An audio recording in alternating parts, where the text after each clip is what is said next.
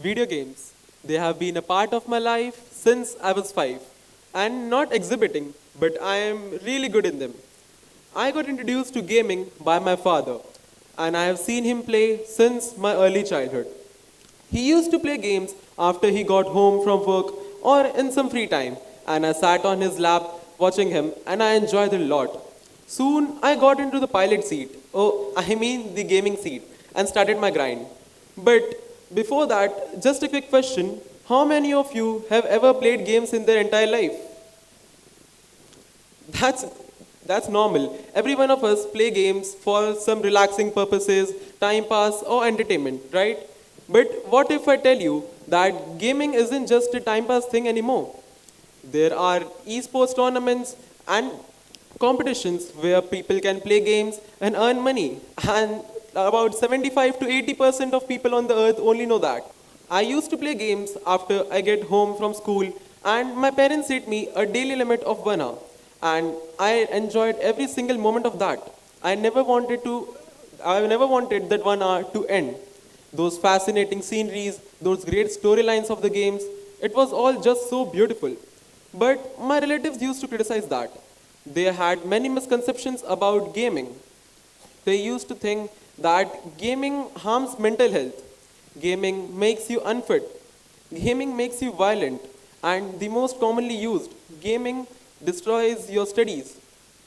But for clarifying these misconceptions, I want to say that they say gaming will make me a couch potato, but I don't think it can.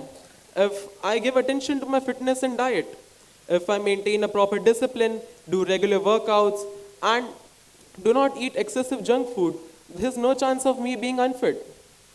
You can't blame gaming for being unfit when your lifestyle is unfit. Secondly, they say gaming harms my mental health, but I think it just gives me a break. It lets me relieve my stress and relaxes me. And also, I think that it enhances my problem solving abilities by giving me different situations in games to react, and also improves my reflexes. They say gaming makes people violent, but I don't think it's possible if someone knows the difference between the simulation of a game which they play and the real world in which they live. They say gaming destroys your studies, but I maintain a proper timetable for when to study and when to play games. And I think if a player is able to do that, then there's no chance he can miss his studies and he can grind properly. Returning to my story, I soon got introduced to esports games that are mostly FPS games. FPS, also known as first person shooter games, are the games which you play online and with different players, with a team following a simple mission and accomplishing that. I used to play, I was playing multiple online tournaments which had small prize pools of around 1000 rupees to 5000 rupees. And soon I got introduced to LAN tournaments. These are the competitions in which players connect to a single network, sit right in front of each other, and compete.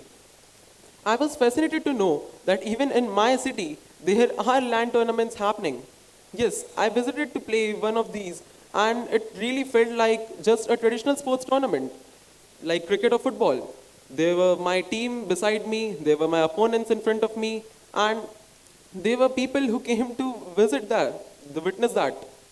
They were encouraging their friends or something, and it had a prize pool of more than 10,000 rupees. That's cool, right? And these are just drops of the ocean. There are very large tournaments, as we witnessed in this year 2024, the EWC Esports World Cup, which was valued at the worth of $62.5 million. Every year, the esports community is growing at a rapid rate, and the COVID-19 pandemic gave it a massive boost. As the streaming platforms YouTube and Twitch streamed every esports tournament live, and there were many players who were encouraged and joined the world of esports. Also, the investors. Every one of us knows the legendary basketball player Michael Jordan, the great football players David Beckham and Ronaldo Nazario, right? They are either the investors or co-owners of multiple esports teams. And also, keeping aside the traditional sports personalities, the celebrities like Will Smith, Drake, and Post Malone, are either co-owners or investors in different esports teams. Esports also generates great business opportunities for entrepreneurs and gives them a market which is ready to grow.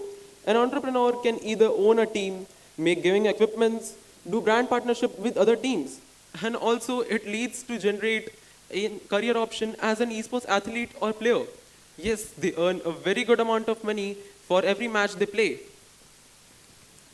Esports also helps in global connectivity.